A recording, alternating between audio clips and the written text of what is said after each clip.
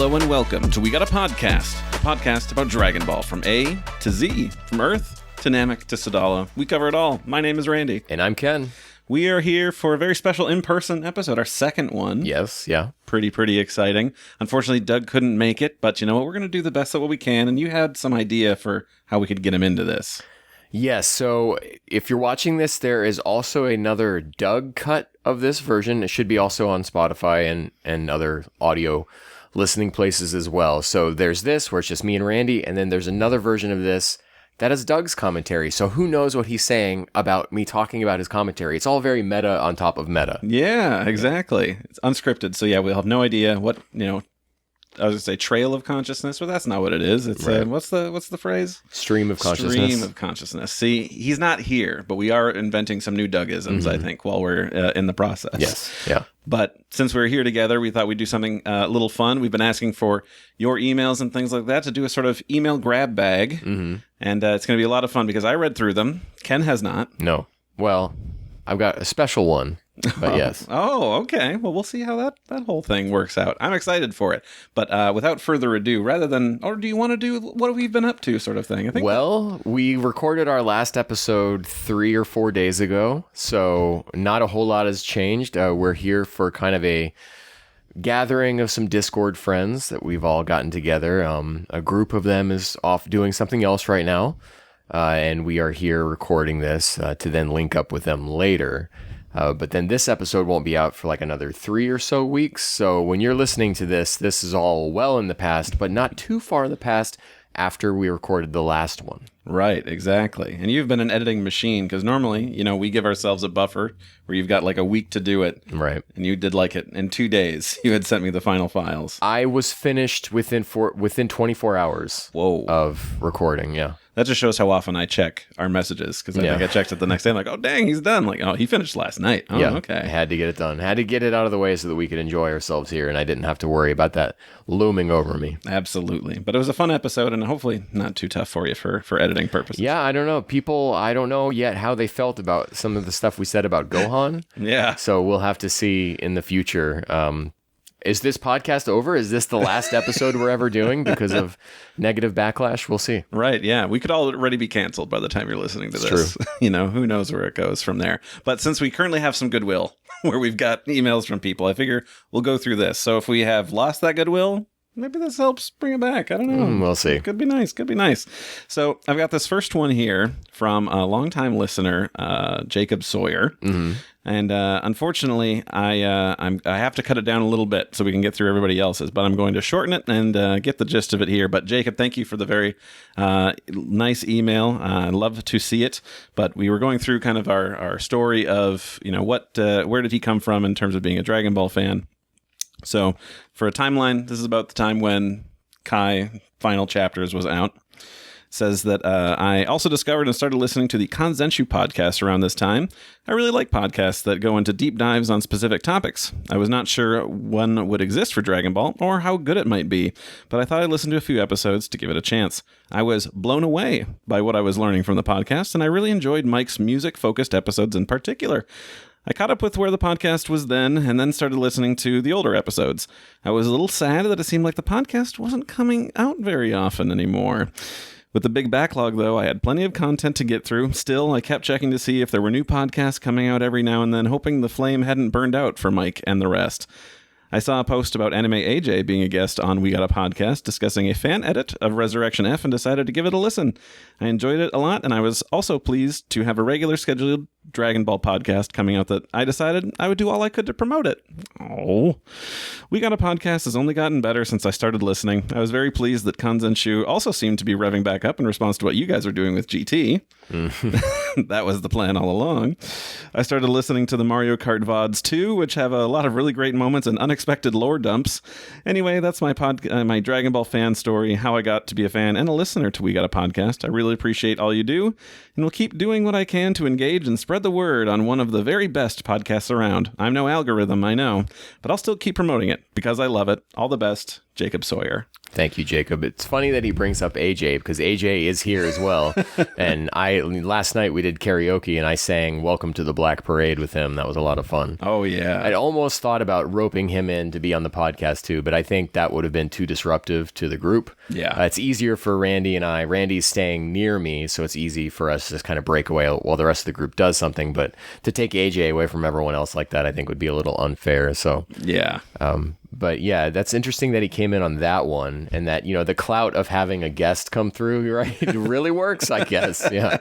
Well, we had just started out. We were probably only, because we were doing movie reviews at the time, and I think they were just focused on that. So that would have been like episode 14 or something like that. Really early on. In the beginning, you were doing movie reviews and swapping it out with topics. That's and right. There might have been a string where you just said, like, screw it, movie reviews all the way through until you finished. But I don't remember exactly. I'm not the lore keeper on We Got a Podcast. Believe it or not. All right. That's irony for you. No, I mean, I think you're exactly right. But also, that was the worry about bringing you on the show is like, he's our number one fan. I don't want to lose this guy. Well, I had listened to the podcast because I knew you guys through Mario Kart, and I wanted to see if you guys were ever going to say anything cancelable. And so that's why I had gone back, and then eventually you were just like, well, let's go ahead and come on the show. And then So we invited a guy on who only learned about it to find ammo on us or some dirt. I didn't. I think I maybe found one thing, but I don't even remember what it was. Dodged a bullet. You just put in one of those Looney Tunes disclaimers of this was recorded at a different time of the early 2020s. Or even just, this was recorded before everybody heard what we had to say about Gohan. So, sorry, Gohan fans. I'm one of them, so I'm not going to litigate it here. That's in the past. So then I've got this one here from Jesse. I'm so sorry if I get this wrong. Lawrence, who says, "Yo, guys, this is really not a simple question and will require some digging. So I understand if you don't use it. Hopefully it's interesting to you either way. I was thinking you could put your real-world timeline and Kanzenshuu resources, personal connections, to help answer this. Chapter 194 of the manga is the end of what is commonly referred to as OG Dragon Ball, even though we know that the manga never got the Z, and Toriyama felt that the name change wasn't necessary. Even still, this chapter feels much more like an ending point because of the 2 pages of photo montages and even Muten Roshi's panel saying, "This isn't the end." Did Toriyama write it this way because he knew behind the scenes that the anime was changing to DBZ? Now, I'll admit, I thought I was onto something here, but then I remembered hearing that the final episode of OG Dragon Ball showed the next episode preview for Raditz's arrival without the name Dragon Ball Z. I hope you guys see what I'm getting at. I hope it was interesting. Love everything y'all do, and thank you, from Jesse Lawrence, New Jersey. Thank you, Jesse. So if we think about the real world timeline here, so chapter 194 came out in Weekly Shonen Jump in Japan, The Gift of the Dragon Balls. It was September 27th, 1988. Now, where the anime was at that point was episode 127 of Dragon Balls, which is September 21st, 1988, Faster Than Lightning. Now, in this episode, I believe this is right as Goku goes up to train with Popo, right after the events of the Piccolo Daimao arc. So we are in filler territory. I don't know, like knowing the atrocious real world behind the scenes that happened with Dragon Ball Super and the kind of like flying by their pants situation that they were at with that show. Obviously, I don't think Dragon Ball and Dragon Ball Z were as bad, if at the very least not as notorious, but we don't get until episode 1 of Dragon Ball Z for quite a while here, not until April 26th, 1989. So what is that? 7 months? 7 months or so. I'm sure they had already been thinking about things by that point, but I don't know if that was at the level where they had presented it to Toriyama and maybe had a discussion with him. Right, there's the old thing about it was named Dragon Ball Z because Z is at the end of the alphabet and he thought he was coming to a close. And then there's also been there's some sort of interview or some tidbit later that he named it Z just simply because that is the end of the alphabet or something. Maybe I dreamt that. I don't know. It's hard to tell these days as I'm getting older. But I don't know. It's just, I feel like that 7-month difference in there seems like it's a bit much for that to have been going through Toriyama's mind. I mean, maybe, obviously, right, when Toriyama did write chapter by chapter, page by page almost, and surprising himself as he went along the way. But, ideas float around in your head, and he was still a writer who built to things. So I think he knew where he was going to a certain extent, and to maybe be like, hey, I am almost completely going to abandon the mystical roots of Dragon Ball and head in a very hard sci-fi direction. And so maybe that was more of a, hey, I'm wrapping up this era of my story and going on to the next one, which happened to be like a natural break point for the anime as well. So I think it's just a lot of happy circumstance in that way. But it does seem like it would have definitely been planned. It seems that way in looking back. Right. Yeah. I'm not sure. Yeah. Like you had said, it's not so much the changing from one series to another, but more so like this is the end of like this whole storytelling, this whole kind of vibe before we change to something more hard sci-fi. We start introducing aliens and space travel and time travel and all of that. So yeah, that kind of makes sense. But also like, for the production from Dragon Ball to Z in terms of the anime, I mean, there's not really a lot of things changing. We have the same character designer, same staff and everything. It's just kind of, we changed the logo and we got, a different singer, Kageyama, to come in and do new opening and ending. But it's like, it's still just the same day-to-day of just producing a thing, just a rebrand kind of thing. But yeah, it's largely the big thing is that Goku's theme changes from Makafushigi Adventure to Chala Head Chala instrumentals whenever there's a moment like that. Yeah. Right. Which is just like one portion of the whole production because you're doing storyboards and animating and character designs. That's not a thing they really need to take into account. But I don't know, just a random thought going in my head, and I'm not sure if that was going anywhere specific, but that's where we ended up. But anyway, Jesse, thank you so much for that email. We have another one here from Jacob, and this one I'm going to read in its totality because it's actually pretty short. It says, "Hello, I was wondering who besides Toriyama are your favorite character designers who have worked on the various Dragon Ball series, and why? Thanks, Jacob Sawyer." Thank you, Jacob. Great question. So, favorite character designers who've worked on the show. On the show or on the property? Well, right. On various Dragon Ball series. So we can talk about, other different things, Super and Daima and everything else. I mean, I assume there's also, promo artists who've done things for like Dokkan and Legends and things like that too. Yeah, I mean, character designer is tough because there's a few of them, right? There's Maeda, Yamamuro at one point, Nakatsuru. Yeah, Yamamuro was character designer for the movies, starting with movie 8. So I would probably say, and I'm going to pin this down to an era of this person, but I'm going to say GT era Nakatsuru. He did good work with Daima. I have my own issues with Daima and the way a lot of that, just everything looks in that show. But I think he was on fire with what he did with GT. I mean, you look at Super Saiyan 4 and how I think that design stands next to any of Toriyama's designs of that era. It feels like a natural extension of where things were going, even with all the colors that suddenly don't make sense and his magic pants and belt and whatnot. But so I would say GT era Nakatsuru. Yeah. For sure. No, that's a very good one. Because I would also say, late Z era Nakatsuru. Also very, very good. The whole Buu arc has a really great aesthetic to it that I think that, he did a really great job. And can't forget, he also did the Bardock crew and things like that for that special. Nakatsuru was kind of, was one of those people that could perfectly mimic Toriyama style where he couldn't, just be like, did I draw that before? Or was that Nakatsuru? I can't remember. So it seems like such an easy answer to say that because of what you just brought up here with the confusion about who did what. So and then I think another obvious answer would be Shintani. Yeah. With what we have from Broly and the way that Shintani can emulate just about any era of Toriyama and what we have seen of that key art from Moro coming up that has been attributed to Shintani as well. I believe AJ came out and confirmed that. So is there a lot more Shintani to come and that kind of goodness? Hopefully.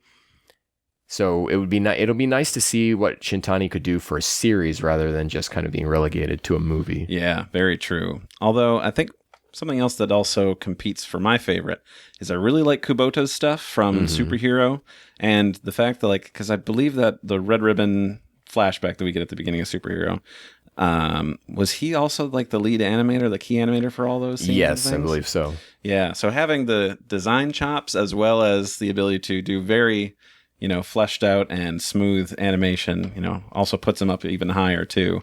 Yeah. I mean, Nakatsuru had also done some other animation because there's a few episodes where he's key animator. I want to say the one where Trunks shows up, he's also doing that, or? And he did the final scene of GT solo, I believe. Oh, that makes sense. Yeah. Okay. Those are two good answers, I think. Yeah. Nice. Well, thank you again, Jacob. Really appreciate that one. So now we've got one here from Brooks Pickle, who says, I think it'd be really cool if you guys did an episode about Frieza like how you did some of the other characters. Frieza is my favorite character, and he is an awesome villain that is very important to the Dragon Ball lore. Love the show, by the way. So thank you, Brooks. Absolutely. Yeah. Frieza's really good. I would love to do a Frieza episode, but I feel like at any moment, Super can come back, the manga. Mm-hmm. And then all of a sudden, we've got new Frieza stuff happening. I mean, assuming we're going into Black Frieza territory. So I would love to do that, but I feel like he still has so much more story left to go. Yeah. I still maintain I don't think Black Frieza will be the final enemy. I think, that's what we're all thinking, but I think it'll be a left turn. It'll seem like it's going to be Black Frieza, and then it will turn into something else. So I would love to do that. I think that's a great idea. We have discussed before doing Bulma, I think, is our next one. We discussed that forever ago, because our last one was Gohan, I think. Yeah, because we did that Vegeta one shortly after you joined. And then, we covered Gohan a little bit after that. Well, yeah, we did, I think, Vegeta, Piccolo, and Gohan since I've been here. And then there was word that we were going to do Bulma. However, I think to do that justice for a character that's there from the very beginning of the series, I need to do a full reread of Dragon Ball, which I need to do anyways. Now that Seed of Might has that great release out, at least to get through the earlier parts of the localization here, which are a little bit rougher from Viz. Yeah, I'm due for a reread. So yeah, Bulma, I think I would want to do before Frieza. Frieza, I definitely would like to do because I love him as a character as well. However, I think his story is still unfolding, and so yeah, exactly. We wouldn't want to do all of that and then have to do an addendum later. Just be like, all right, so a whole bunch of stuff happened and we have to talk about it. Yeah, I think it would be crazy if the Moro anime starts and we have not also booted the promotional manga back up. Because that's what that super manga is there to promote the anime. And if we've got the anime back, then we need to have the manga continue back as well. So I think it's coming. That's, quote me on that, I guess. So yeah, stay tuned. Frieza will happen at some point. Yeah. Be patient. It's going to happen in the future. Just a matter of when we'll have to deal with that. So I had a follow-up one here from Jesse Lawrence again. It says, hey guys, I wanted to send another thing your way. A while ago, I think I discovered Toriyama in the audience of the 21st Tenka'ichi Budokai. I hope this made your day like it did mine. And he sent along a image for it. So I don't know if, Ken, you want to put this in there, but this is, yeah. That's real Toriyama, not Toribot. Yeah, exactly. We have the, his illustrations at the end when he's doing comments on the, updates in his life. And then in the background here behind Bulma and Oolong at the 21st. He's kind of obscured by Bulma's ribbon, but yeah, that's definitely him. That's how he draws himself. It would be fun to learn if he did not draw that and if one of his assistants at the time did that. Yeah. Oh, that'd be fun. I could get into that. Yeah, well, that's very interesting. Cool. New thing that I did not know, Jesse. So thank you.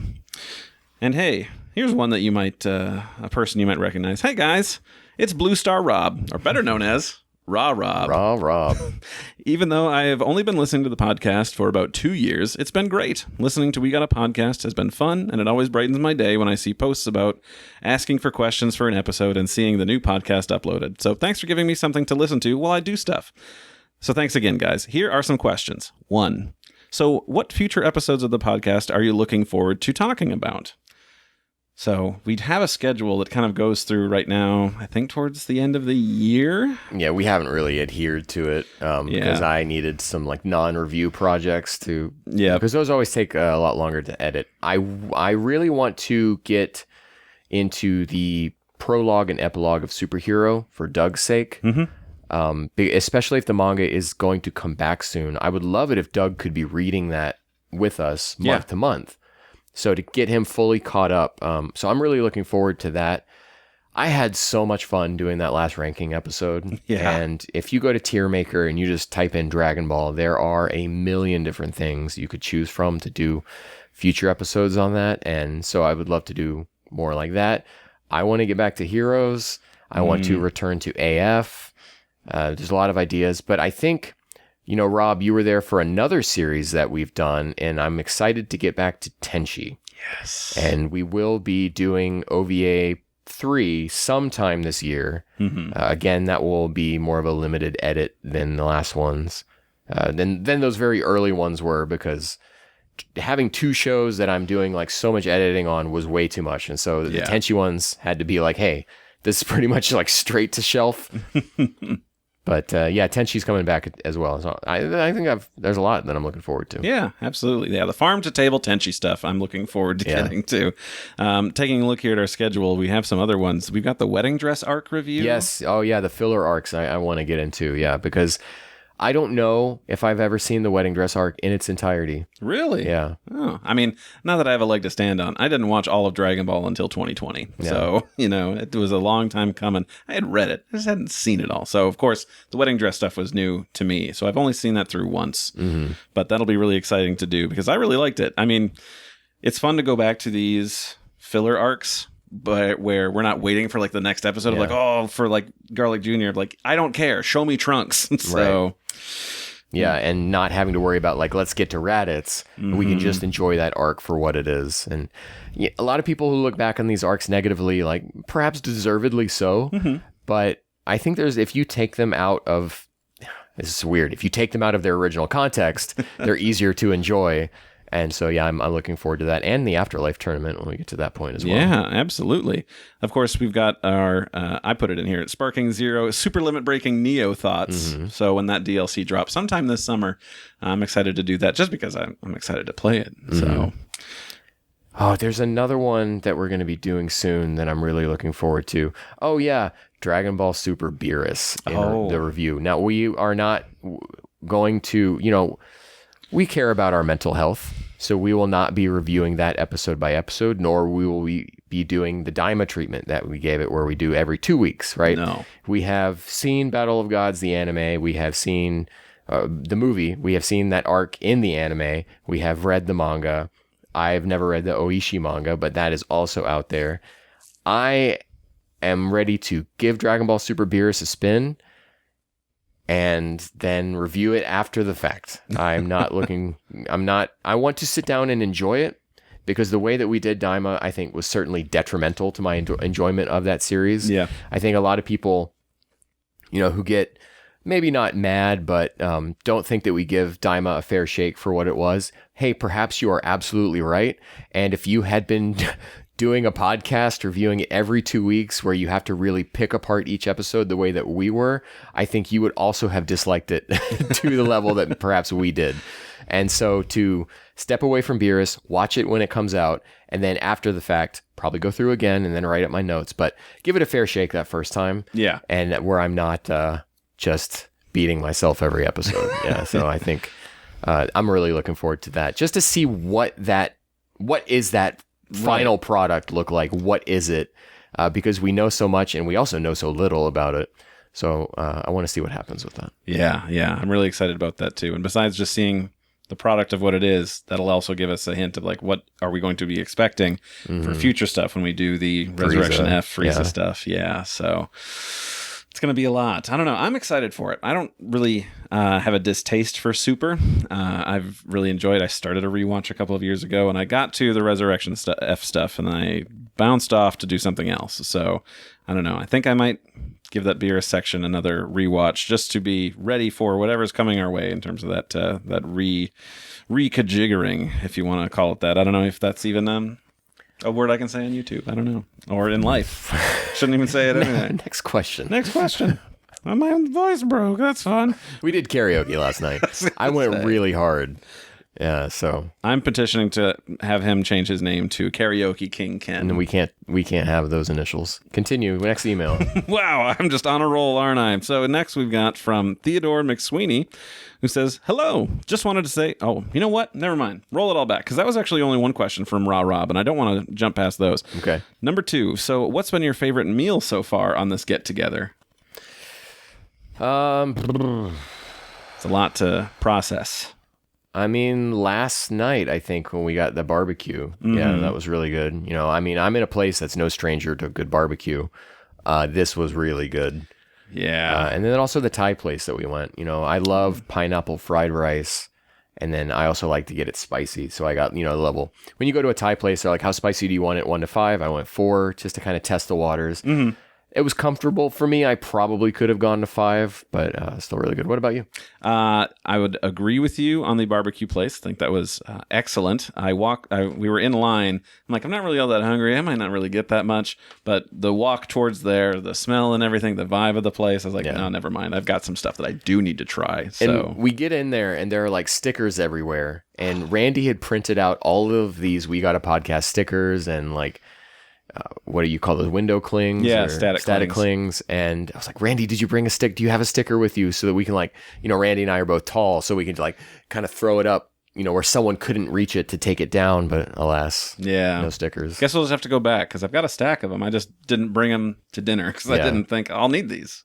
But yeah, the barbecue place is really good. The Mexican place we went to yesterday. Yes, yeah. You advised me to get the burrito because normally I'm a tacos guy. I also love burritos, but I'll do anything he tells me to do. He's very good at convincing me in all things, not just opinions about, you know, various Dragon Ball things. So and it's you know, we have been eating so much food that today, before this recording, it was like Randy got a sandwich from 7-Eleven and I heated up some leftovers that I had here at the house. And it was like, it was nice to have a small meal, you know, before we go into probably another big one tonight. Yeah, who knows what's in store there. So good question. And good. Number 3, favorite moment from Dragon Ball that you like, but no one really brings up. I mean, my favorite moment is Mr. Satan, you know, yelling at the Earthlings for being so petulant. Although in the Earthlings' defense, you know, Vegeta and Goku, they don't necessarily really know. But Vegeta or Mr. Satan getting in there and kind of taking an attitude with all these people, the people who, you know, he's always kind of kowtowed to a little bit, right? Yeah. Because they're his audience, they're his fans, and just the way he yells at them. And then truly does become the hero of the series. I think people get so caught up in the fights and everything, but I think it's the character moments that make Dragon Ball, and we should talk more about those. Yeah, absolutely.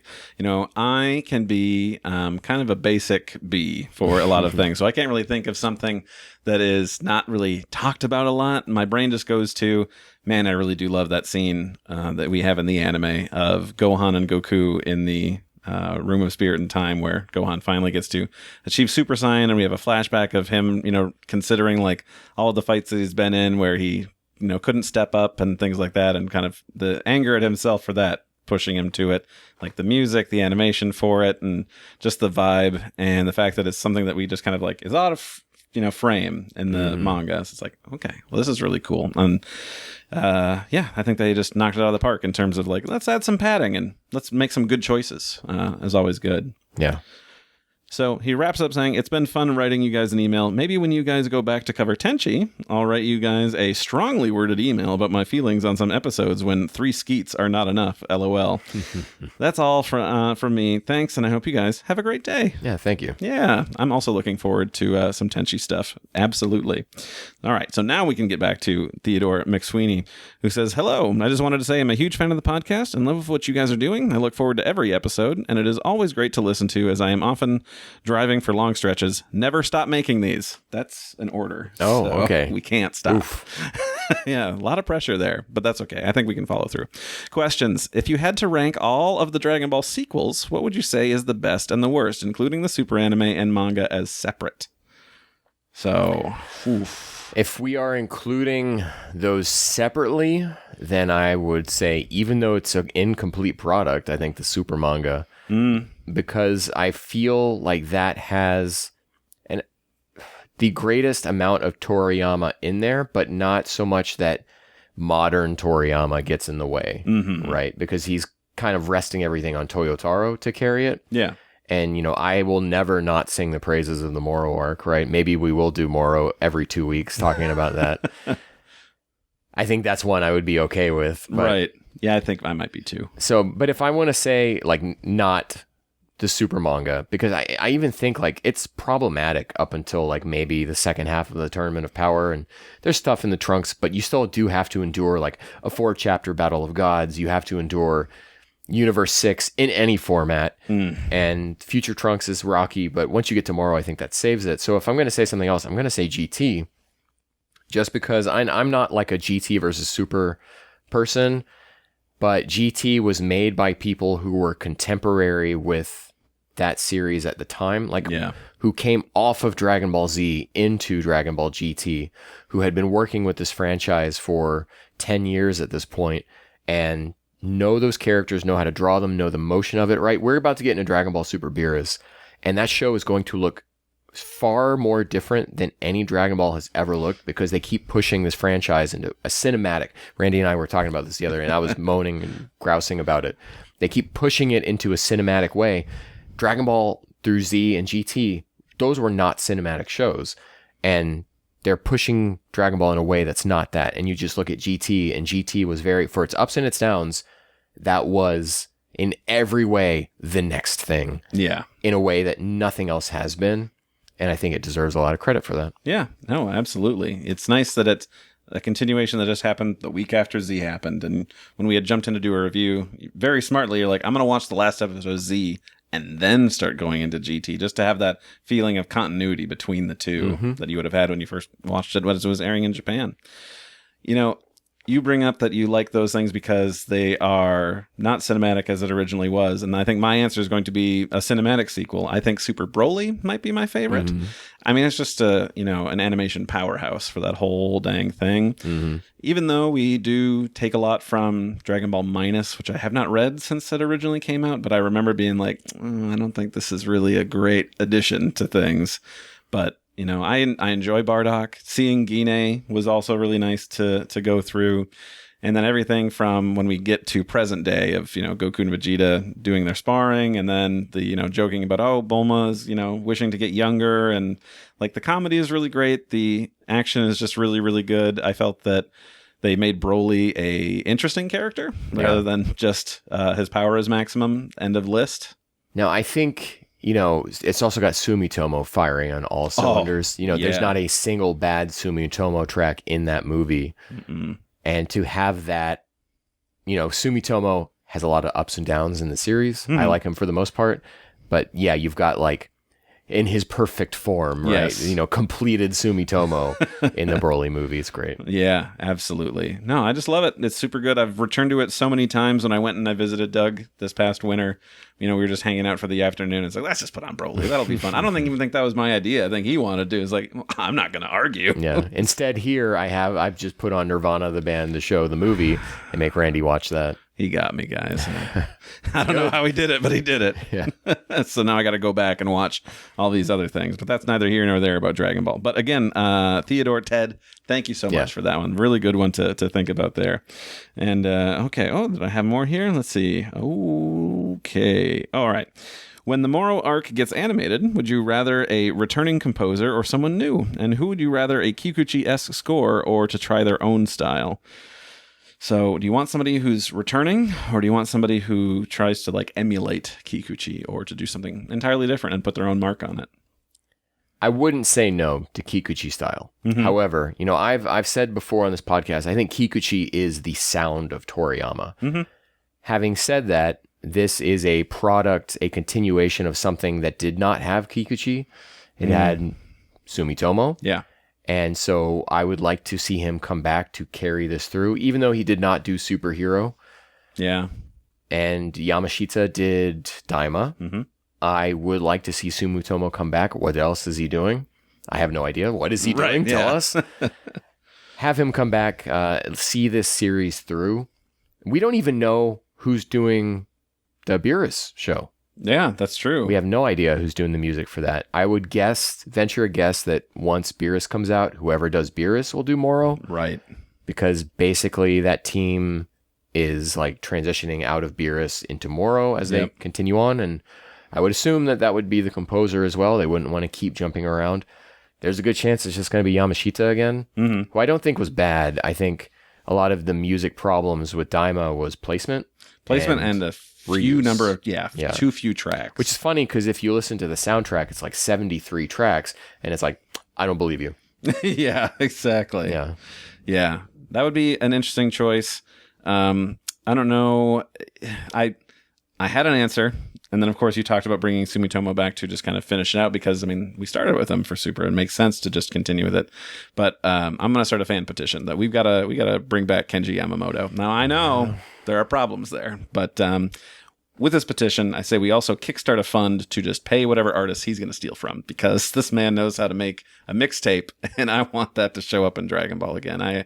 It's just good. I've just been listening back through, some video game soundtracks and things like, man, this guy really knows what he's doing. Yeah, I don't think necessarily that all Dragon Ball video game music has been bad since he left, but it has not been the consistent quality that he always carried through the Super Famicom days forward. Right, he steals, we get it, right? But he does it well, right? And he makes banger tracks. And, you play those Budokai games, and it's just constantly great. And nothing else has really been like that. No. Except for maybe Kakarot. But Kakarot had a very specific mission of making music that sounded like it was more of a modern take on Kikuchi, right? Yep. So that was apples and oranges, right? And I think Sparking Zero has some great tracks. I think, Fusions has some great tracks. What other games do I have here? I don't really have a whole lot of other Dragon Ball games that aren't Yamamoto score games. Right. And there is a track from it's either Dokkan or Legends where I almost think maybe Yamamoto is back. They're just not crediting him anymore because it sounds so good in the way like the horns come in the very way that he would use those. Yeah, I don't know. I would, if Yamamoto was like, hey, we're bringing a plagiarist to do the Moro arc because, Toyotaro was Toyable and he traced all the time, so it kind of matches out. I'd be like, okay, I get it. I guess let's go. I can't wait to hear it. You've convinced me that it is entirely okay, even though clearly I'm already on that side. We'll make it happen. Maybe the fund shouldn't be to pay the people that we're stealing from. Maybe it should just be for licensing, so that we can be like, I'm remixing this, and that could be wild. Having that in the show, just be like, and here's the credit list for the music, and like, oh, I know these people. You know, that would be so crazy if like Boo shows up to fight Moro and then Iron Man starts playing. Oh, that would be awesome. I would love that. So I've got a couple more here. There we go. Do you have any pet peeves within the Dragon Ball fan base? Just things that really grind your gears. We would be here for days to talk about this, I think. And that's, I think, maybe a little too negative for me. I don't know if I could really get into it. Man, I'm probably going to contradict stuff that even I have said in the past, but at this point, it's just like, just let people enjoy the show the way they want to, right? I'm always going to grouse about Frieza with an I, right? Or Hercule, or different dubisms that have really permeated the fandom, and the fact that people continue to use them. Yeah. But at the end of the day, I'm not really getting into a lot of discourse with people who have experienced this different version of the show entirely than what I know. So if they're going to enjoy it, just let them enjoy it, right? People getting angry about power level debates or like GT versus Super, I don't care. I have my opinion. You're welcome to yours. You debating that you like GT more than Super, to me, really, we're talking about like super subjective stuff. Yeah. So if you're like, we can discuss it, but it's no point in arguing. And so the fact that people get at each other's throats about literally anything is just stop. Right. Yeah. It's all opinions. Yeah. And just because you have one and somebody has a different one doesn't mean that you need to make it your daily mission to be like, I'm going to convince them. Like, if they're going to come around, they'll come around, and then it'll be fun. And otherwise, just let them enjoy their thing. It's all fine. Right. And that's what I like about our ranking episodes is that we come at it with sometimes differing opinions, but we're never at each other's throats about it. We're having I thought Gohan, I was like, in my head, I was like, S tier dad, easily. And then you were like, no. And then I was like, oh, you're right. No. Yeah. I felt pretty good about that. I was the one convincing you for the first time, which does not happen too often. Yeah. And think about what you had to do. You had to lose a piece of your soul to do that. Exactly. Here we got, how would you feel about a Dragon Ball remake similar to how One Piece is getting from a different studio while the OG anime is still airing? And I think another addendum here would be, what studio would you like to see handle doing a remake sort of thing? I'm an old fogey about this. I don't want them to remake Dragon Ball, but if I had to pick a studio, Bones is an easy one. Of course. They do fantastic work. We'll see what Studio Wit ends up with, but I think and this would this would be crazy, but give it to like Mappa or maybe even Science Saru. Damn it, that was going to be my answer. I'm sorry. Well, we're just discussing great studios because Science Saru's got that Ghost in the Shell show coming, which when we were discussing this the other day, we're wasting content, when we're just driving in the car. We should not talk to each other while we're in person. Is how that Ghost in the Shell show seems to be creating something that looks like it could be 90s, but modern still. Yep. And so let's get something for Dragon Ball. If we have to do it, let's make it look like that. That would be cool. Now, the dark side of this is you think about what's going on with Mayumi Tanaka and the new One Piece remake, and she requested for them to recast Luffy for that, and they said no. Yeah. Nozawa is in her 80s, right? Or did she just turn 90? She just turned 90. Yeah, I think we talked about this in the past episode. I can't remember. I can't believe she's that old. Yeah. And so if you want to take Nozawa and have her do a whole series of 14-year-old Goku, I don't think you really want that. Right. And so you need to recast, and that's not what's going on with One Piece. Yeah, very true. You could always do something crazy buck wild, and I'm sure these the audio recordings belong to Toei, but do a remake with a different studio, sub it out to somebody, and then it's like, but use the original audio. I mean, you don't have split music and effects tracks at that point, so you'd have to also go Kikuchi, which would make it difficult. Well, you could use the Kai recordings because those are split, but do you really want to use those? Yeah. I mean, at this point, AI is so good they could probably have some sort of AI split that out for you. Although I guess there's so many parts in Kikuchi tracks that could sound like sound effects in them. Yeah. Like, I don't know what it's called. Yeah. And so the AI would be like, what is this? I don't know where to put it. Yeah. I was going to say Science Saru. You stole that from me. Otherwise, give Kubota his own sub-studio at Toei and be like, if the man wants to remake it, let him do it. I think he could really do a great job. His heart's in the right place for it. I don't think it's like, I'm going to do it because I'm going to make so much money. It's like, no, this thing deserves some more love. Let's do it. Yeah. Also, I'm just now seeing, I love how Super Saiyan 5 Goku is center frame here. Right. Just on display. The real star of the show. Yeah, exactly. Okay. Here we go. Is there one memory you might have from your time on the podcast that sticks out to you as a, man, this is so worth doing moment? Again, love the show. Ted. So that was our final one from Ted. Memory from the time on the podcast that sticks out to you as, man, this is so worth doing moment. Yeah, so it's not even from our Dragon Ball episodes. It's from our Eva episodes where we got to the very end of recapping the last movie, and I almost started crying. Yeah. And it's just not that we got to do that, but that I felt comfortable enough with you and Doug to do that, right? Mm-hmm. And it's like, being on the show feels right. Yeah, exactly. Yeah, I would have to agree. The Evangelion ones are great. Revisiting Tenchi has been good because that's something that near and dear to my heart. OVA 1 and 2 and the movies especially. And I think you were the one that you're like, man, you know what? I'm kind of in the itch to rewatch this and we should make some content out of it. So I'm like, yeah, brother, sign me up. Yeah. I'm not going to argue with that. So that was also just really good. I mean, obviously, like we love Dragon Ball, but it's fun to kind of branch out and do some other things and experience other properties with you guys and see where you fall and stand on that. So those are some good ones for sure. And I'm excited to hear what Doug has to say. Yeah. I keep forgetting like, he's going to have commentary on this. I can't wait to hear what his answers are going to be.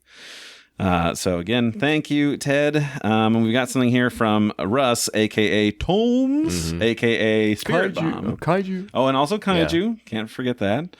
But Russ, who has our question here. First off, thank you both for being awesome and inspiring. You guys rule. I have 2 questions. What is your favorite thing that the other introduced to you? Favorite thing that Ken would have introduced me? I mean, Ken has so many figures here, and my collection is nothing compared to it, but I would not be shelling out money for these stupid pieces of plastic if him and Doug didn't make it look so cool. And I don't know. I've done that. So that's more of a curse rather than a gift, but it's nice. It's really hard to answer this because I'm sure there is an actual answer to give, but I have a very hyperfixation nature when I get into something. So Randy could be like, here's this great thing I just heard about. And I'm like, cool. And I get into it and I'm like, this is mine now. and then I just enjoy it, and I've totally forgotten whatever connection it might have had to you. So I'm sorry, I really don't have a good answer for that, but I do blame just the way I get into stuff like that. Right, yeah. True. You could say Sparking Zero. I mean, I have played a considerable amount of that game, even though I'm cheating my way through it for sure. And that's okay. Yeah. Again, enjoy it how you want to enjoy it. Yeah. I'm not going to get on you for it. That's fine. And question 2, can you say anything nice about Dragon Ball Daima? All right, that's the show. No, I mean, there's got to be something here. I really like some of the new characters, right? Arinsu, Ku, and Du, I really like. I really do like that entire Ginyu force that we're introduced to. I think they're used atrociously. I liked Goma. I liked Degasu. It's not like okay. My answer is I like all of the elements. I just don't like the way any of them were used. Right. Yeah. They did the recipe all wrong. Yeah. But they had the ingredients out mise en place style. Yeah. It just didn't work out super great. Yep. I would agree. There's some nice new character designs. I really like the opening and ending theme. I really like the first episode where Kubota got to basically remake a lot of the Boo arc because, I like how his stuff looks. Don't look up what Toriyama said about that. Ooh, I mean, that's okay. I don't care. Toriyama can have his thoughts, and it's cool when I agree with him, and when he doesn't, I go, yeah, that's unfortunate. But Old whatever. man yells at Quinton, for sure. Oh, I think I just came up with a new merch idea, so we'll have to talk about that later. Oh, but I mean, there's plenty of things to like about it. I also really love Nakatsuru's artwork for everything. I think that all looks really, really great. Noibo coming back. I'm a big fan of that. Yeah. That's good. Doing the whole recast for them being mini other than Goku, I really like that. I like the new cast. I mean, Japanese. I haven't really heard a lot for the dub, but I don't know. I don't have any opinion on that. It's funny if you think back to when that episode aired, there was a lot of like, did they recast? Yeah, because the guy for Horikawa, I'm like, no, that's Horikawa. He's doing such a good job of just the way that he approaches, the way he talks. It's just, wow, okay, you guys did a really good job on finding these people who are like 22. So it's like they could be around for a long time.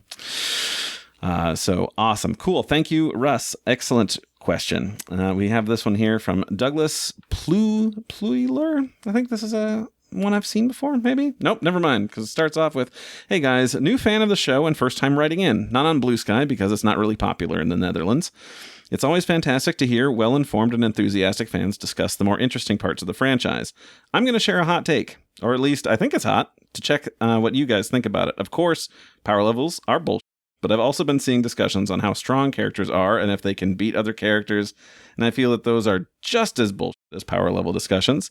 Even if you don't include power levels or multipliers in a debate, saying things like one character is stronger than another character still basically boils characters down to imaginary numbers or rankings. Nothing like tactics or special techniques or items are ever taken into account. A well-placed Kienzan, smart use of Kaioken, or heck, using Sorbet's ring laser at an opportune moment should be important in these debates, but it's never talked about. This, I feel, is also why many modern battles are quite boring, as it's all been boiled down to who has the highest transformation instead of who fights in an interesting way. One other benefit is that it could make individual characters more interesting. To me, it doesn't have to be Hunter x Hunter, but I just wish that there was more elements to make these battles and talking about them more interesting. What do you guys think? Doug Urasu. Yes, this Doug. Okay. From, he's always posting in the Kanzenshuu Discord, I see. I think part of the appeal is back in the day, right, when we would go to Dragon Ball websites in the late 90s, early 2000s, planetnamek.com, there were power level listings. Yeah. And so from a very, very early era, I mean, even the Chozenshu have power level pages in there. And sometimes it's fun. If you're a certain kind of fan, certain kind of person, it's fun to just look at numbers and look at numbers that get bigger and compare them against each other. It's just a certain way to look at it. Yes, I agree it does not paint the full picture, but it's fun. You know, I'm not above having created like my own power level list for the series and like trying to reason out like, oh, well, this, that. So let me guess, you know, this would be this many million at this point. And you get to the point where numbers don't matter anymore. It's just who's larger and by like what percentage amount sort of thing. I would think for you that's more of a documenting like, okay, who has said that this person is stronger than this person? So that way, probably not to, help with power level debates, but just having the facts out there of like, well, this person did say this, so just don't forget that. But even to say like, I don't know outside of Heroes, right, how many of modern Dragon Ball projects or any Dragon Ball project has just been power level versus power level in the battles.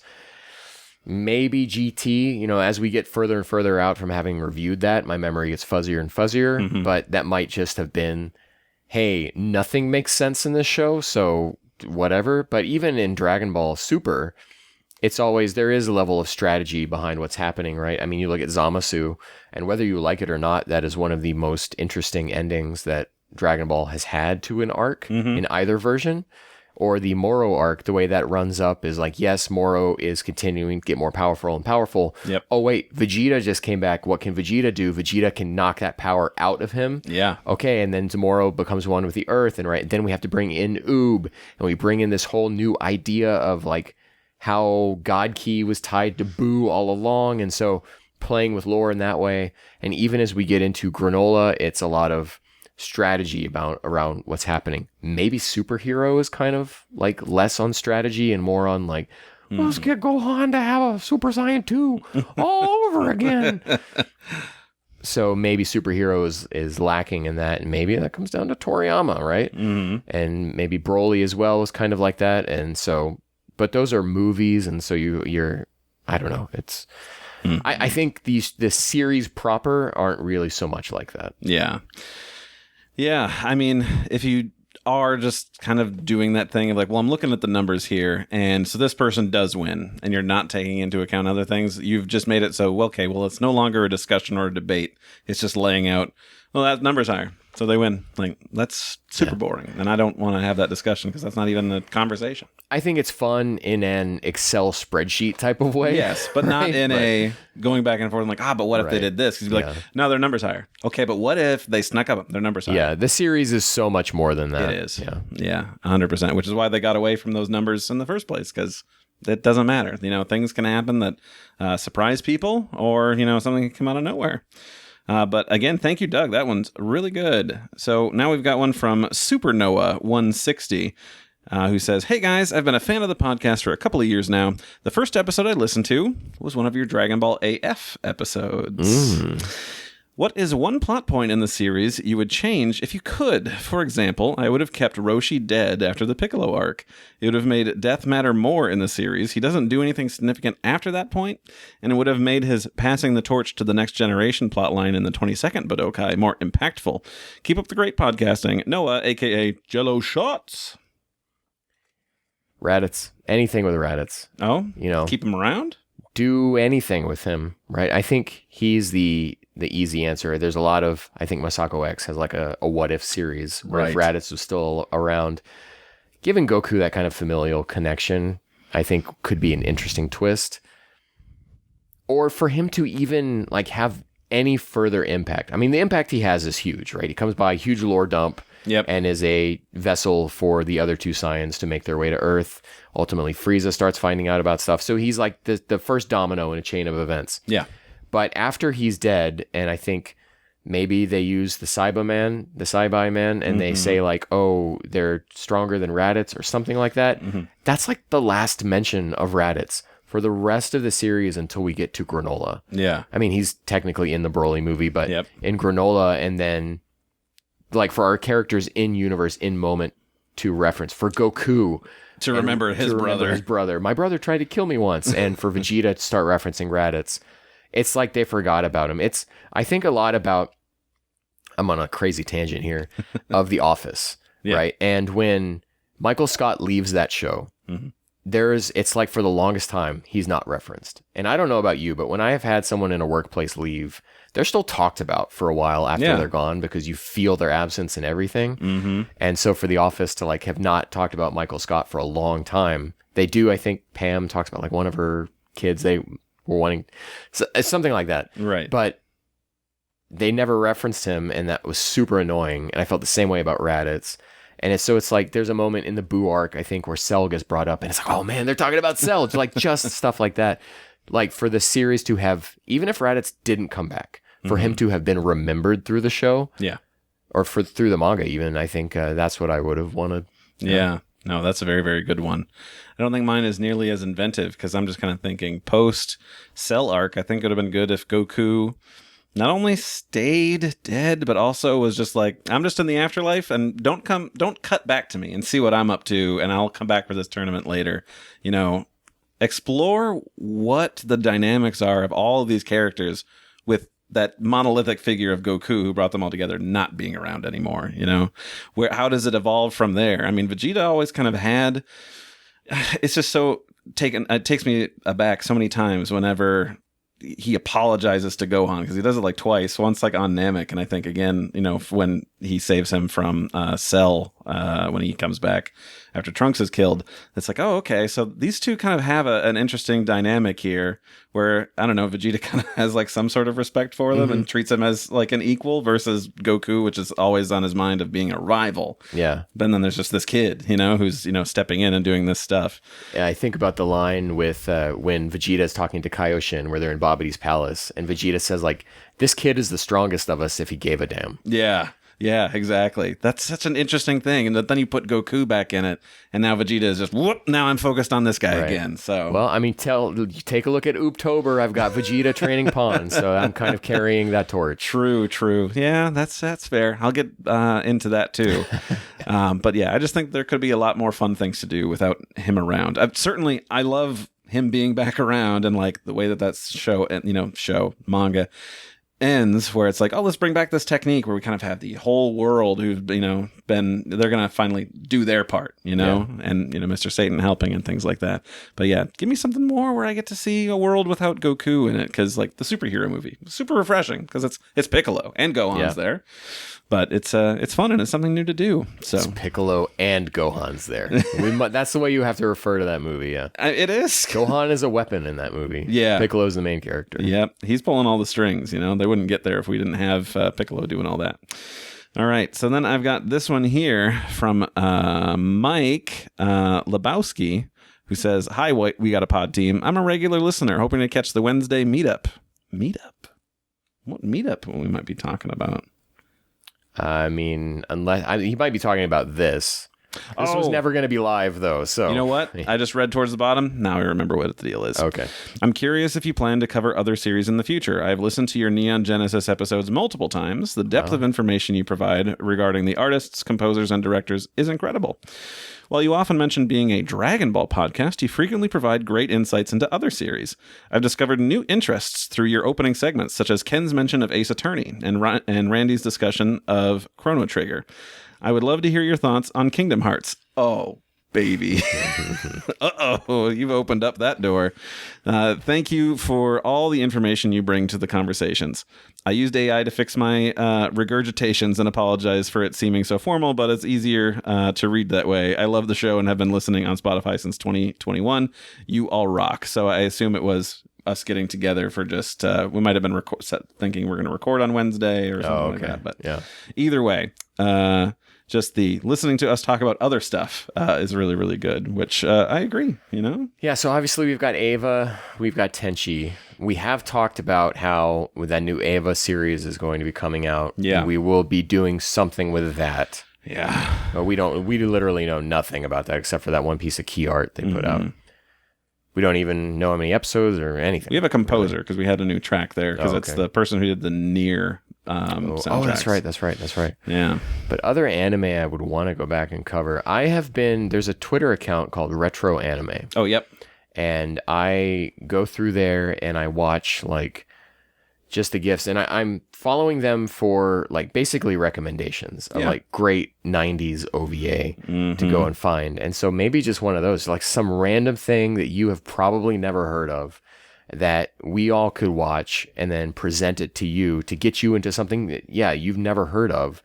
I think that would be really fun, is like all-purpose cultural cat girl Nuku or something, like do that OVA or do the You're Under Arrest OVA. Yeah. Or just something totally wild. Like there was a show called OK Century Beasts or something. Oh, KO Century Beasts. Yeah. Just something crazy that the audience had never heard of and would never expect us to cover. I think that would be fun. But I don't think we're basically juggling 3 series right now. Yeah. That I don't know if Tenchi has any is going forward at all, but there's still a well we could pull from with that.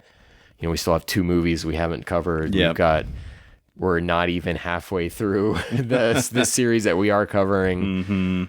So it would definitely, we've got Eva show going. Dragon Ball is an endless well of stuff to talk about as well. Yeah. So it would have to be like a one-off just thing you've never heard about. Yep. And that's what I would want to do. Yeah. I mean, I agree. I'm a Kingdom Hearts freak, and I would love to talk about Kingdom Hearts, but I don't know if Ken is interested in something like that. I don't know if Doug is, so that would be a whole other different thing that I would be looking at. I can give you my Kingdom Hearts history real quick, is that I played that first game. I remember it was in high school, and I stayed up till like 2 a.m. to beat that first game, and I was really proud of that. Then I played the second game in college, loved it.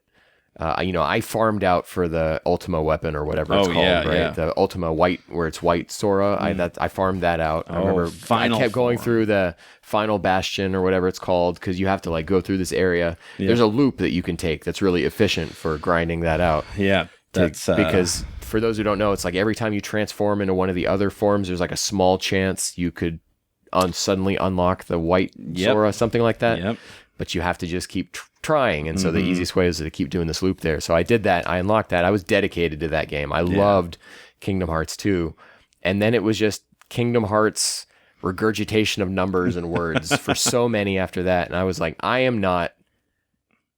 The closest I got was playing Dream Drop Distance. Oh, yeah. Because I knew there was a Tron level in that. And I'm like, I kind of want to... But I never got around to it. And so...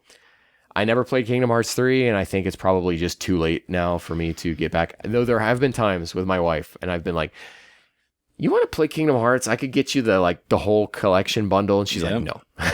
So, that's unfortunate. Well, still, that's very cool. You don't know enough for me to have the conversation with, other than if we played through them together and then we're like, okay, so it's been 3 months now, we've gotten through this, because we've always got other things going on too. The greatest thing is that it's the heartless have a heart, and the nobodies have a body. Yeah, it's wow. The naming of that is incredible. Yeah. And I think that's emblematic of the entire series. Yeah, is that what you think is not the case, and what you know is not what you know, and you don't know. Yeah, and I know from talking about Evangelion that if Doug has never experienced Kingdom Hearts, playing Kingdom Hearts would ruin him, because he'd be like, "But why this?" Like, you just got to accept it. It just is what it is until it isn't, and they decide that it's something else. So, just you have to roll with it, or just be like, "This sucks." Like, yeah, it does. Yeah, but you just have to be here for the ride. If we wanted to do other things, I'm a big. I was a Toonami boy and an Adult Swim guy. So going back and doing something like I've been rewatching Big O. Doing that would be a lot of fun. It's only 26 episodes. That's not too bad. And that's daunting. It is daunting. I mean, if you look at how many episodes of Tenchi we've done and how many are left to go, I think. Depends on how granular you want to get, So it all comes down to that too.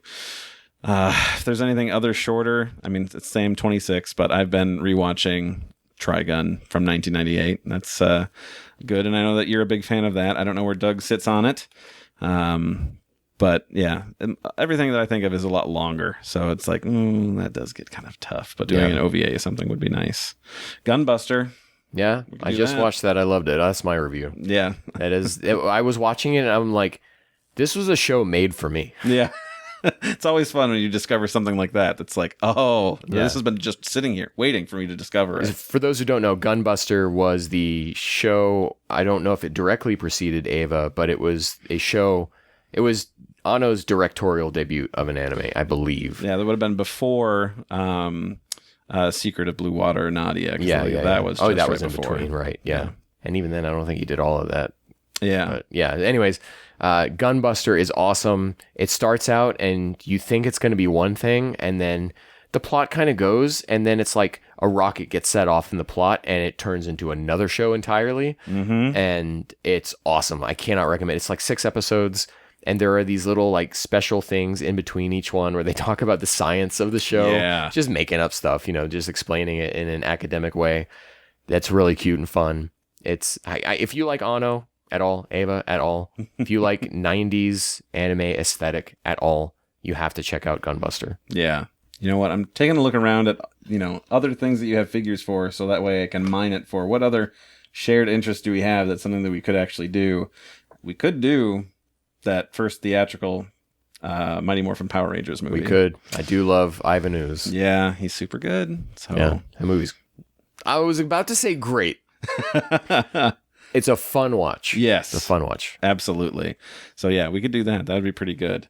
Okay, cool. Well, that was the last one here from Mike, and actually the last one from my inbox here. But what's this? Yeah. So Randy and I have been given mysterious letters for each other. Yes. We know they're from the same person, but we don't know. I'll tell the story a little bit. So this person who we'll address here is Jake, obviously, Jay Lunar. Doug number two, who's been on a few episodes of this podcast. He separately contacted both Randy and I asking if we could print out something for the other person. Right. And I had mine printed out, but Randy's been here. He didn't have his printed out yet. And so he's like, hey, can you take me to Staples? I need to print something out. And we go to Staples, and Randy turns to me and he says, you can't see what I'm about to print out. And I look at him and I'm like, Jake. This bastard is playing both sides. Sorry, now you have to edit that. I've been trying to do so good, but I should actually talk into the mic when I'm talking. I can leave that word in. That's fine. Okay, good deal. So, Randy, I want you to read yours first. Oh. And then we'll see here. So this is from Jake. Okay. J Lunar S. We're doing the exchange as per ordered. Yes. Okay, that was just the receipt. You don't need to read that. I don't need that. No, you don't need to. Jake, you owe Randy $3. It was 88 cents. It's gratis. It's fine. Okay, so we kept a similar design philosophy here. That's very fun. I suppose you should show it first. I should show it as best you can. So I'm not sure how well you can see that, but this is clearly a recreation of the letter from Daisy, Princess Peach from Mario 64. Daisy? Not Daisy. Just Peach. Peach. Who am I thinking? Does she have a name? It was Princess Toadstool. Princess Toadstool. That's what it was. Sorry. Yeah. I'm not a Mario guy. Sorry, Joe. And you, and like Tanuki Joe. I was saying his name's Jake. No. But then, I got it. So anyway, and there's also some really great photos he's included on the side of him. He's whited out his eyes and he's screaming to the heavens. He's also flying, and he's looking like he's wearing a very pretty sundress, and he is doing a great Saiyaman pose from the look of it. So he says, "Dearest Randsoft, the WGP boat has been sailing on its journey for 5 years now. Congratulations. The format of the show has grown closer to a proper talk show than its earlier days. I love it. If your ambitions for the show were uncompromised, your vision unyielded, and the crew were unchallenged in devoting their lives to a limit-broken WGP experience, what would your WGP become? Yours truly, Lunar." If we didn't have anything else in between doing this, what could it be? There was no limits on what we could do. I mean, obviously, I would love to have a studio space where the three of us could be in for every episode. Yeah. I think that would be very, very good. And very conducive to having a much more natural flowing conversation. I think that if we were also unburdened by time constraints or jobs and everything like that, sitting down and being able to go through things like on a chapter by chapter basis of the manga, just get basically a talk show version of the Kanzenshuu wiki is what we'd be doing, which would be fun. Gosh. I think you take the title We Got a Podcast, and yes, it's a reference to We Got a Power, but there's nothing inherently Dragon Ball about that title. Mm-hmm. So we could branch out more, right, into getting to other series. This would require an editor, right? Yes. Probably multiple editors. I've always said that I would love to have a producer on the show. Just like when we're talking and I'm going and I'm on a tear of going through something and I'm going back after the fact and editing that, and I'm catching myself calling Trunk Gohan or something, which I did last episode, and I was like, why didn't they say something? I don't want to interrupt and do crosstalk, and apparently that supersedes my want to have something be corrected. Yeah, I need to be corrected. I need to be stopped, basically. And so to have a producer who could fact check in real time, who wasn't necessarily on the microphone, so their mechanical keyboard wasn't always being picked up on the microphone. I got a quieter one. Okay. So we're going to be working on that for sure. Right. So just to have a producer, I think would be nice. So like a producer and an editor for me. Mm-hmm. Though, of course, like studio space would be nice, but we live in such different parts of the country. I'm not moving. Right. You're not moving. Doug's not moving. Well, if we had a teleporter. Right. Exactly. We could do something like that. Unyielded. Right. Yes. Yeah, for sure. Just, I think, if you look at the way that Kind of Funny operates, I think it would be something similar to that in the amount of output. But of course, it would be much more, they are very video game focused, and ours would, of course, be much more watch. I don't want to say just anime, because I would probably want to talk about like stuff like For All Mankind or Nirvana, the movie, the band, or Cheers rewatch. Let's have a Cheers rewatch in the year 2026, right? I'm sure that tune in to our Frasier podcast. Yeah, like if we're talking unyielded, this means people are clicking on Cheers rewatch reviews as well. I think that would be a lot of fun. So just the way that Kind of Funny operates, I think it would be very much along that. So yeah, absolutely. It's just, you guys are such great people to talk to, because you also have your passions that you get to talk about and to share. And it'd just be great to go through literally everything that we all love and just be like, let's get to share this with each other and see where we come from for that. I think it's just that. I just want to talk to you guys 24/7. Yeah. I mean, and of course, Doug he would start storing his figures at the studio. Yes, absolutely. Oh, I don't think we'd have walls. It would just be, those be load-bearing figures. It's just figures to the ceiling. Yeah, Kind of Funny has a big video wall behind them, and ours would just be boxes of figures. Yeah, he does keep them in the boxes. So those are just the bricks that build the studio. And I think we're onto something now. Yeah, okay, cool. Well, great, Jake. Thank you for that and your weird approaches to just asking some questions. I like it. So now in this moment, you know more than me. I'm in a Schrodinger situation. I have not opened this. You know what this looks like. I have not. I know what it looks like. I don't think I read it because it was to give to Ken. So I just okay. I want to see this properly. You tell me do I have it upright? You have it upside down. I have it upside down. So I want to see it perfectly the first time I open it. Yes. So okay. All right. Here we go. Here we go. It's the same thing. Okay. No, that's not true. Yeah. It is. So it is the same style. It is again the Princess Peach. Dear Mario, that kind of thing from Super Mario 64. It is again Jake in weird faces and poses, and the sundress makes a second appearance in all of its 8 kilobytes of compression. There we go. Dear Detective Ken, the We Got a Podcast boyos listen to video games / anime soundtracks in their spare moments. Fact. As we all do. Also fact. If you're in the mood for safe or normie music, what are you playing in the car or around the house? Any artists or bands that you wholeheartedly love, even if they might be incredibly basic? Yours truly, Lunar. My favorite band of all time is the Red Hot Chili Peppers, and I don't know if there is a single more basic answer than that. I love the Red Hot Chili Peppers. I've never lived in California. I don't ever plan to. My little brother will be soon. But, and like half their songs are about California. But there's something about the Red Hot Chili Peppers and their nonsensical lyrics that I really love. And the way that it's like borderline kind of like Anthony Kiedis doing like scat on the microphone. But he's also been improving his vocal performance. And you've got Flea on bass. And he like went to school like classically trained in bass guitar. Yeah. And then you've got, Chad on drums, and you have John Frusciante on lead guitar. Although he was out for a little while, it was Dave Navarro took over. And then after the first time that, I just said his name. Well, after the first time, John Frusciante left, and then Dave Navarro took over. John Frusciante came back, then left again to do a solo career. And then Josh Klinghoffer took over as lead guitar, and then John Frusciante came back, and they've since done 2 albums with him that I don't think are very good. So if all of this knowledge has not convinced you that I love the Red Hot Chili Peppers, and I honestly think their last album with Josh Klinghoffer, they did 2. They did I'm With You, and then it was like Dark Necessities. I think that was either the first solo they put out or the name of the album. I can't remember. But I thought that second album they put out with Josh Klinghoffer was incredible. I really love that entire album from front to back. So it's the Red Hot Chili Peppers, but I think part of the reason why I like them, I said, because of the nonsensical lyrics. There's something in my brain that if I'm listening to a song, and obviously there is a sea of exceptions in music that I enjoy, but I really prefer music that has no lyrics, nonsensical lyrics, or lyrics that I can't understand. Yeah. And so that's why I listen to a lot of video game and anime music, and then I've got the Red Hot Chili Peppers here too. there's something about like the vocals just being another instrument. Yeah. in the song that I like without necessarily like having to focus on what they're saying.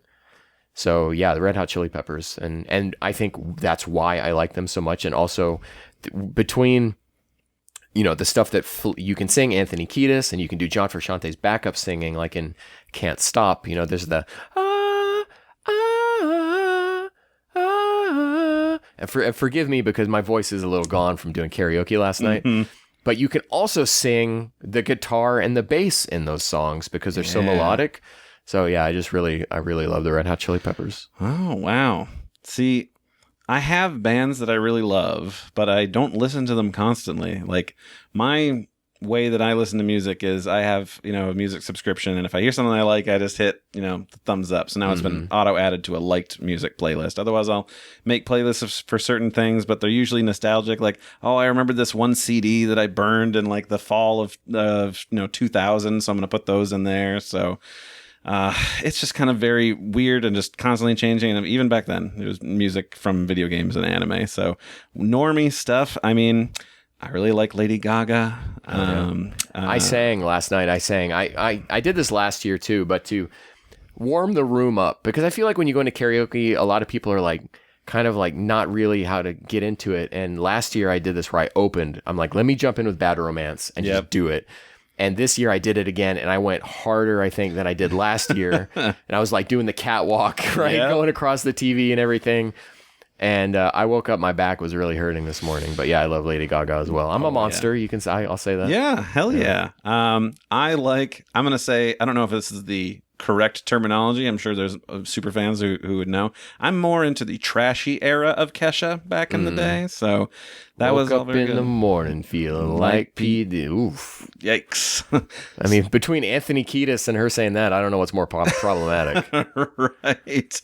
But that's those are some good ones. I'm trying to look through here. Some other just like old things are great. Sweet Dreams by LaBouche, but also Sweet Dreams by the Eurythmics, also very good. Also, you know, city pop, just, you know, some old 1980s things, like Henri, always really good. Oh, geez, what else we got here? I'm just literally looking through my liked playlist to be like, what is here that's like, there's a lot of things back to back that's like, oh yeah, obviously that. Chapel Roan, of course. Oh yeah. Have to throw that in there. What's that one? Hot to Go? Hot to Go is great. Hot to Go is good. Absolutely. Good Luck, Babe, also great. Geez, there's just so many things, you know, I just... I'll just laugh at that one. I won't say anything about that. He's got a P. Diddy track on there. It's not P. Diddy.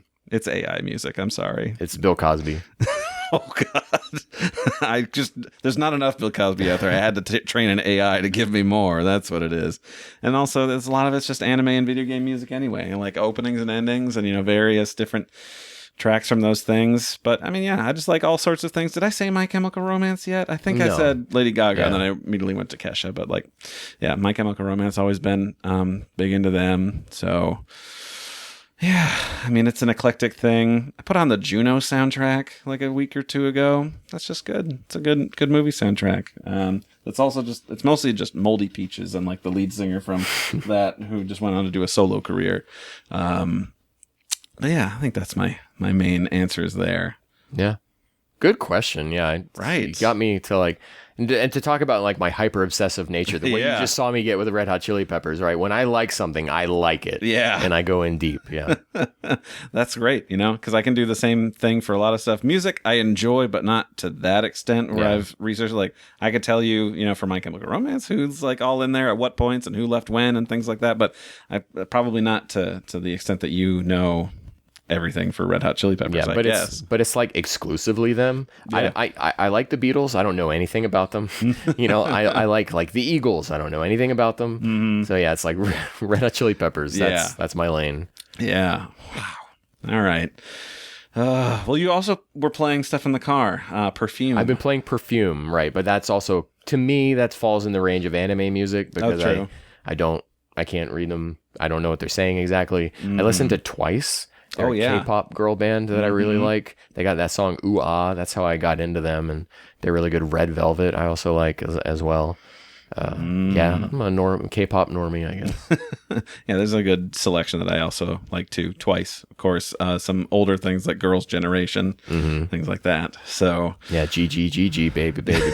Yeah, yeah. Let's just sing the whole thing. yeah. I've got the best of Twice on my phone, so we'll listen to that in the car. Was Twice also the one that did Feels like a couple of years ago? Yeah, it's either them or Red Velvet, but yeah, then it's Twice. It's Twice, I don't know who Red Velvet is. Oof. Well, I'm putting Red Velvet on. We're showing you Red Velvet. Alrighty, heck yeah.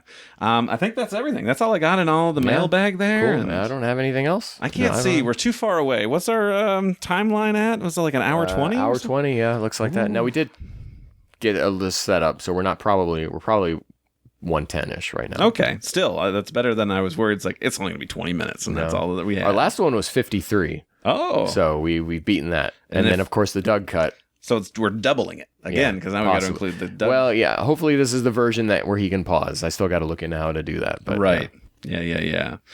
And I suppose if there's long segments where he doesn't say anything and it's just us, do you just keep that in? I don't know. We'll be. That product is going to be what it is. And dear listener, if you're listening to the Doug cut, first of all, thank you, Doug. Yeah. And then secondly, I hope it was good. I'm sure I will have listened to it first, and I'll let Doug know if it wasn't. So we'll see. Yeah. I'm sure it's great. Doug, we love you. Yeah. We wish you were here. Right. Absolutely. Especially so that way he could say things like, thank you to Rifti Beats for his Kakarot game Hip Hop Trap Remix, which you can find that and other great tracks by Rifti on his SoundCloud. Ken, where can people find you? You can find me at DetectiveX.BSKY. And Randy? You can find me at Saberbreaker at WeGottaPodcast.com on Blue Sky, but just search Saberbreaker. You'll find me. That's there. Otherwise, you can shoot me an email at randy@wegottapodcast.com. I feel bad for Doug because there's no trivia this episode. He missed one where there's no trivia, and so he could have gotten out scot-free. Don't even look. I don't want to see if Zenpai wrote. We're ending the show. Thank you, everyone, for watching. Make sure you to like, comment, subscribe. Did you like this one? There won't be more for a while, so cherish it. That's not true. It'll be normal schedule. Yeah, I mean normal, not an in-person one for a while. Right. Yeah, that's what I mean. We're not talking to each other for a few weeks because we've got an episode in between. Well, the show might be over because of the Gohan stuff. That's true. We don't know how that shook out yet. Yeah. We're still in the past. So thanks as always for watching, listening, or however you consume the show, by smelling it, maybe. And we'll catch you matinator. Bye.